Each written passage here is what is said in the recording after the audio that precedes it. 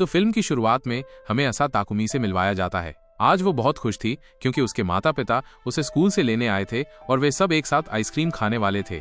असा ताकुमी खुशी खुशी कार की ओर जा रही थी, तभी एक तेज रफ्तार ट्रक साइड से आया और उसके माता पिता की कार को टक्कर मार दी, जिससे उसकी सारी खुशी काफूर हो गई। अगला दृश्य अस्पताल का है, जहां असा ताकुमी आती है और उसे पता चलता है कि उसके माता पिता दोनों की मौत हो गई है। इस दुख के कारण असा ताकुमी होश खो बैठती है। फिर उसकी दादी अपनी दूसरी बेटी असा ताकुमी की चाची को बुलाती है, जिसके बाद उसका अंतिम संस्कार किया जाता है। अंतिम संस्कार में असा ताकुमी, जो अभी भी एक किशोरी थी, के बारे में बात की गई। कोई भी असा ताकुमी की जिम्मेदारी लेने को तैयार नहीं था, यहाँ तक कि उसकी दादी भी नहीं। ये देखकर माकियो बहुत बुरा महसूस करती है, जिसने अपनी बहन को कभी प्यार नहीं किया था। वो अपनी बहन की बेटी असा ताकुमी की जिम्मेदारी लेने का फैसला करती है और उसे बताती है कि उसने हमेशा उसकी माँ से नफरत की है, लेकिन अगर वो चाहे तो उसके साथ रह सकती है। ये सुनकर असा ताकुमी की आंखें आंसुओं से भर गईं और उसने माकियो के साथ रहने का फैसला किया, क्योंकि वो अकेली थी जिसने असा ताकुमी के बारे में सोचा था। अंतिम संस्कार के बाद असा ताकुमी अपने कुछ सामान के साथ माकियो के घर आई।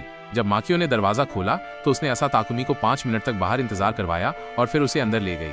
माकियो के घर में इतनी सारी चीजें थीं कि कहीं पैर रखने की जगह नहीं थी, सब कुछ अस्त व्यस्त था। माकियो असा ताकुमी को वॉशरूम, फ्रिज और अपने रहने की जगह दिखाती है और वो काम करना शुरू कर देती है। उसने अपनी एक सहेली को फोन किया, जो वास्तव में उसकी बॉस भी थी। उसने अपनी सहेली को बताया कि उसने अपनी बहन की बेटी को गोद ले लिया है। ये सुनकर उसकी सहेली भी हैरान रह गई, क्योंकि माकियो में ऐसा कोई व्यक्तित्व नहीं था वो जिम्मेदारी ले सकती है।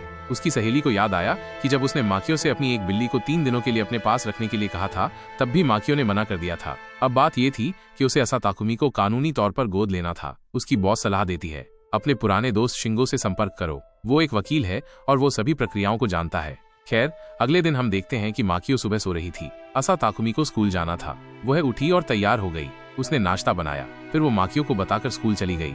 स्कूल पहुंचकर वो अपनी सबसे अच्छी दोस्त से मिली, जो उसके पुराने घर के पास रहती थी। वह उसके माता पिता की मौत पर संवेदना व्यक्त करती है, लेकिन असा ताकुमी ये सहानुभूति नहीं चाहती थी। उसकी प्रतिक्रिया देखकर उसकी दोस्त डर गई और बोली, मुझे खेद है, लेकिन मैं लंबे समय से नहीं आ रही हूँ। इस बीच शिक्षिका भी उनके पास आई। शिक्षिका भी असा ताकुमी के प्रति सहानुभूति व्यक्त करने लगी और बोली, मैंने तुम सभी छात्रों से कहा है कि तुम्हारे साथ कुछ बहुत बुरा हुआ है, इसीलिए अब कोई भी बच्चा तुम्हें परेशान नहीं करेगा और मैं तुम्हें पिछले पाठ्यक्रम को कवर करने में भी मदद करूंगी। यह सुनकर असा ताकुमी और भी दुखी महसूस करने लगी। उसने शिक्षिका से कहा, मेरे स्कूल के कुछ ही महीने बचे थे, मैं चाहती थी कि कम से कम मेरा स्कूल जीवन सामान्य रूप से चलता रहे, और तुमने वो भी खराब कर दिया। यह कहकर वो वहां से चली जाती है और रास्ते में अपनी सहेली को देखती है।